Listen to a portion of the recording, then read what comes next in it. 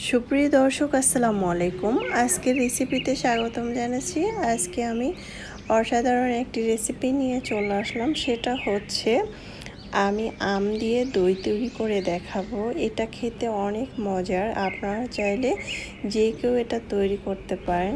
এটা খেতে কিন্তু অনেক মজার। জানি না এটা আপনারা তৈরি করে খেয়েছেন কিনা, বাসায় একবার হলেও ট্রাই করতে পারেন। তো প্রথমে আমি এখানে দুধ নিয়েছি 1 লিটার। দেখতে পেয়েছেন আমি 1 লিটার থেকে বেশি দুধ আছে এখানে। এটাকে আমি জাল করে হাফ লিটারের মতো করে নেব। তো খুব সুন্দরভাবে অনবরত নেড়েচেড়ে দিচ্ছি। এটা কিন্তু খুব ভালোভাবে এটাকে আমি জাল করে দেখতে পাচ্ছেন দুধটাকে ঘন করে নিয়েছি। দুধটা কতটা কমেছে তা নিশ্চয়ই দেখতে পেয়েছেন। এখন আমি এখানে স্বাদ মতো দিয়ে দিচ্ছি চিনির পরিমাণটা যতটুকু মিষ্টি খাবেন ততটুকু দিবেন। তারপরে একটু পরিমাণ লবণ দিয়ে দিলাম। লবণটা দিলে মিষ্টিটা পারফেক্ট আসবে। তো অনবরত নেড়েচেড়ে দিচ্ছি, কারণ এটা চিনিটা দেওয়ার পরে কিন্তু অনেক সময় দুধটা কিন্তু পানি ছেড়ে দেয়, তাই ভালোভাবে এটাকে জাল করে নিতে হবে। আর ওখান থেকে একটু পরিমাণ দুধ দিয়ে আমি এখানে গুঁড়া দুধ দিয়ে এটাকে মিক্স করে নিচ্ছি। দেখতে পাচ্ছেন এখন আমি সেই মিক্স করা দুধটা এই দুধের মধ্যে ঢেলে দিয়ে অনবরত নেড়েচেড়ে দিচ্ছি। নেড়েচেড়ে দিয়ে এটাকে আমি ভালোভাবে জাল করে নিচ্ছি। গুঁড়া দুধটা দিলে কিন্তু দইটা খেতে অনেক মজার হয়। তো আমার এটা জাল করা হয়ে গিয়েছে। তারপরে আমি আরেকটি প্যান বসিয়েছি। এখানে আমি 1.5 কাপের মতো আম ব্লেন্ড করে নিয়েছি। আমটাকে আমি হালকা করে একটু আমের ভিতরে যে পানিটা আছে সেটাকে আমি শুকিয়ে নেব জাল করে দিলে কিন্তু ভালো হয়। আমটা মিষ্টি নেওয়ার চেষ্টা করবেন, তাহলে দইটা পারফেক্ট হবে, খেতে ভালো লাগবে। তা আমটা আমি মিষ্টি নিয়েছি, তো দেখতেই পাচ্ছেন আমটাকে আমি খুব সুন্দরভাবে জাল করে নিয়েছি।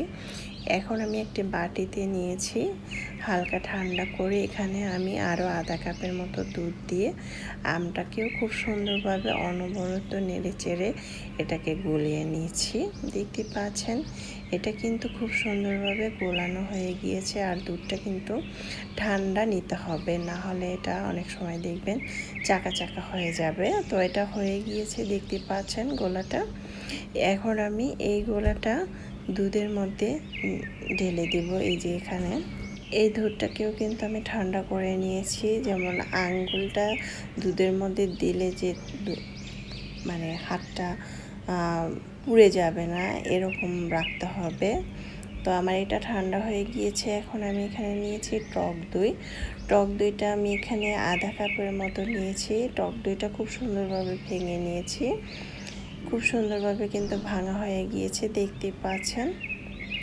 এখন আমি এই টক দইটা দিয়ে দিব যে দুধের মধ্যে, এই দুধের মধ্যে টক দইটা দিয়ে অনবরত নেড়েচেড়ে দিব খুব সুন্দরভাবে।